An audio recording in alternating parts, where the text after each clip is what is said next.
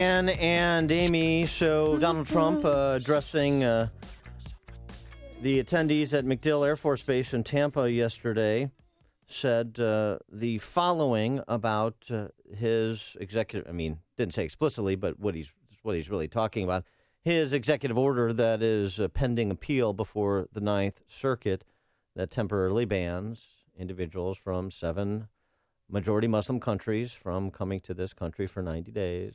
We will defeat radical Islamic terrorism, and we will not allow it to take root in our country. We're not going to allow it. You've been seeing what's been going on over the last few days. We need strong programs so that people that love us and want to love our country and will end up loving our country are allowed in. Not people that want to destroy us and destroy our country. Yeah, woo-wee. That was Juan Williams exclaiming in the background, I think. And we're pleased to have the aforesaid Juan Williams, Fox News contributor, columnist for The Hill, join us now. Juan, thanks for joining us. Appreciate it. Well, good. It's good that you have a so-called political analyst on the show this morning. So-called, exactly. Yeah. Hey, no fake news, Juan. Okay, keep it clean. It could be worse. You could be labeled the head clown at Fox News, so just be careful. Yeah. Oh my God, this is unbelievable. So, I say, go ahead. I think that I like Donald Trump in that he speaks plainly, but I got to say that on this one, you got to stop and think. Why is he attacking the judge? Because it doesn't help him with the courts. Now it goes to the Ninth Circuit, which is, has a reputation as a pretty liberal court. And here he is attacking a Reagan-appointed judge Bush. And making the judge suddenly, a stand-in for the whole judiciary system as if he doesn't like judges at all. Well, it was a W appointee, I believe, but yes, that's true. I said a Bush appointee, right? You said Reagan, but that's no big deal. Same party. Sorry, Bush appointee. Yeah, and this probably goes to the Supreme Court, and Trump probably wins. And here's the thing: this is interesting. This is from Washington Post today. President Obama's former Deputy Assistant General for the Office of Immigration Litigation said, unless the goal is to have an outright travel ban forever, and we should take the president at his word that that's not the goal, we should just have calmer heads prevail and conduct the security analysis that was going to be conducted during these 90 days. What's wrong with that position? There's nothing wrong with it, and in fact, it's pretty clear that the president is the sole voice determining immigration policy for the United States. The argument here is that when President Obama, for example, issued his order with regard to the children of immigrants who were born here in the United States or brought here as children, he was told by the courts in Texas, no, you can't do that. You're causing damage to the state in terms of their budgets, education, healthcare, and the like. And in this case with Trump, you have Google, you have Apple, you have the state of Washington. I think now 16 attorneys general around the country have said you are causing us problems. And, of course, you have people in the Central Intelligence Agency and other government places, I'm thinking national security, saying you're hurting us with our allies and overseas with this policy.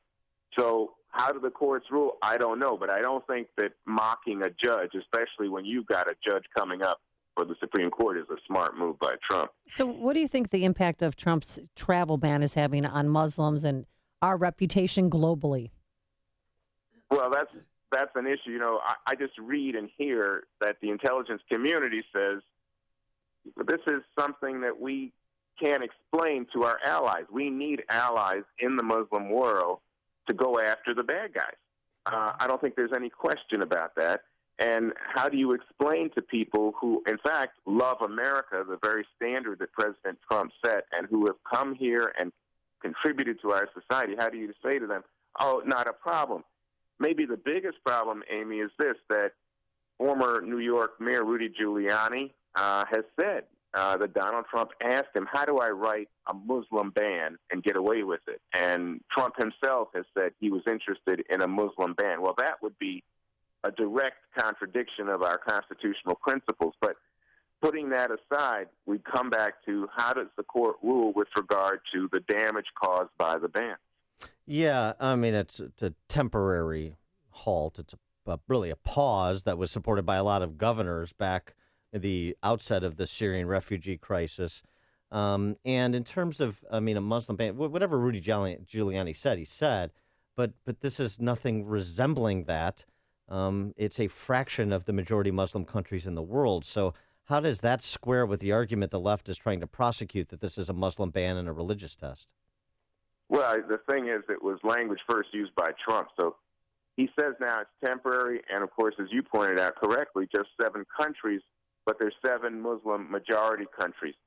I don't know that that will be the heart and soul of the argument before the Ninth Circuit or, as I anticipate, the Supreme Court eventually. I think it really will be about presidential authority and whether or not there's damage. I mean, in the Texas case, you could say that, individuals, Americans, as a result of state and local government, were being impacted. Here you have, in this case, corporate America saying we're being hurt, and then you have some of the states making the argument that it's impacting trade, commerce, in their communities. I don't know if that's a different argument, but that's the one that's before the justices. So as a journalist, an accomplished journalist, Donald Trump yesterday, claiming the media isn't reporting terror attacks, and they handed out a list of 78 attacks that have happened between 2014 and through December 2016. I'm sure you've gone through the list. Are you surprised that Donald Trump is still going after the media, and do you think that this is fair and just? I don't know about fair and just. I think it's like, when you get in the ring, the referee says, protect yourself at all times, Amy. And I think Donald Trump finds the media to be a convenient target.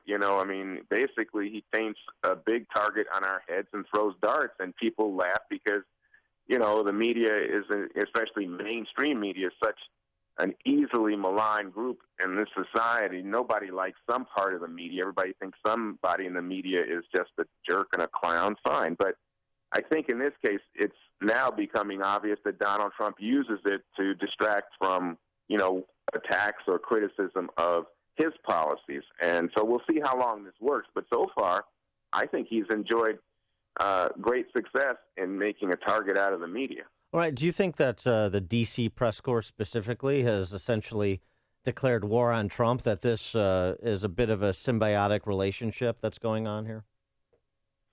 That's an interesting point. I really appreciate that point, because I think there are people who, especially the Trump haters, who I think relish anything critical about Trump. So maybe there is some benefit there. I really hadn't thought that through, but because, the actor in the game is always President Trump. And he's done this, remember, it's not new. This is something that behavior that he exhibited during the campaign, when he would have rallies and have his supporters, chanting offensive words and language at the reporters in attendance. So it seems to me like, it's worked for him in the past, and he continues to do it. I was surprised, that he doesn't stand up at some point and say, when you have people like Putin and the Russians going after Bill O'Reilly for saying Putin's a killer, that you hear Trump say, hey, wait a second, that's out of bounds. You have a clear record here of abusing, not only abusing the press in your country and shutting them down, but you have a record of killing people, Mr. Trump, journalists falling out of hotel windows and people having organ failure quite suspiciously, and your former political opponents being poisoned. That's not in dispute. That's a fact. Yeah, and I love Putin will ask for an apology, and Bill O'Reilly's response, I'm working on it. I'll get back to you in 6 years. Go, Bill. I agree. I don't understand. See, to me, this is an opportunity for Trump to take the high road. Well, what about the media's responsibility, though? Michael Wolff had a very interesting exchange with Brian Stelter over on CNN over the weekend, and he's written a couple of profile pieces for a Hollywood Reporter, including on Kellyanne Conway. And one of the points that Wolff makes is, look, I'm one of the few people that is asking the questions that we in the media always ask of a new administration, particularly when we don't know people. Who are you? What do you believe? What do you intend to do? And he singled out David Remnick at The New Yorker specifically as a case study in people who have just completely walked away from any journalistic standards they used to have to bloviate about Donald Trump and the end of Western civilization. Does Wolf have a fair point about what's coming from the D.C. press corps, not just what they're receiving from Trump? Well, I think you're right. I think Wolf is right in the sense that there are lots of people in the press who have reached the decision that, Donald Trump is an autocrat, that he has no political experience. He basically thrives on throwing red meat to people who are angry at the size of government or angry at Barack Obama or, remember the initial play by Trump about, where was he born, the whole birther issue. And so people feel like, you know what, I'm going to be on the right side of history. But I don't think that's necessarily good journalism. To Wolf's point, I think you have to listen and respond to people up front in a way that gives them the opportunity to make their case, Dan. And I think if David Remnick was on the horn with you, he would say, he was all open to listening to Donald Trump, but he's not an idiot, and he can see that some of the tactics Trump has used are offensive. I don't think we're going to argue that, but as provocative or offensive as they may be, the American people elected him. He's the elected president of the United States, and I would give him some leeway, some grace, if you will, just on that basis. So if Wolf's point is, let's open our eyes, let's really see what Trump is doing, I think he's right. I got to get you to weigh in on the Betsy DeVos nomination, since Elizabeth Warren is going to spend the rest of her days on the Senate floor trying to block that nomination. And Cory Booker. You have broken from the left orthodoxy on school choice, courageously so, in my view. And Betsy DeVos has been, You look at how we compare to others.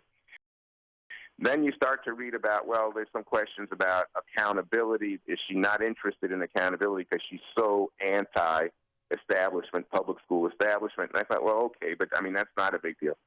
What has been a big deal is, her performance in front of the Senate. She has come forward and, the funny one about the grizzly bears, why they should allow guns in schools and stuff like that. Yeah. And then, but more troubling was the one about disabled kids and their parents. She didn't understand that was a right, that she, as Secretary of Education, has to defend the right of those children to get an education. So you get people like Eli Broad, who's another big school choice supporter, billionaire out west, who says, I just think that she actually may be hurting the school choice movement at this point because of her lack of familiarity with the responsibilities of the job of Secretary of Education. I haven't reached that point. I'm not there for the hearings, but I was taken aback, because I don't want anybody to hurt school choice. And we have so many enemies in the teachers' unions, the education establishment, the Democratic Party. I want people to be very clear. This is about delivering better schools for kids. Yeah, we agree on that. Juan Williams, Fox News contributor and columnist for The Hill. Juan, thanks as always for joining us. Appreciate it. Dan and Amy, have a good day. Thank you. And he joined us on our turnkey.pro answer line.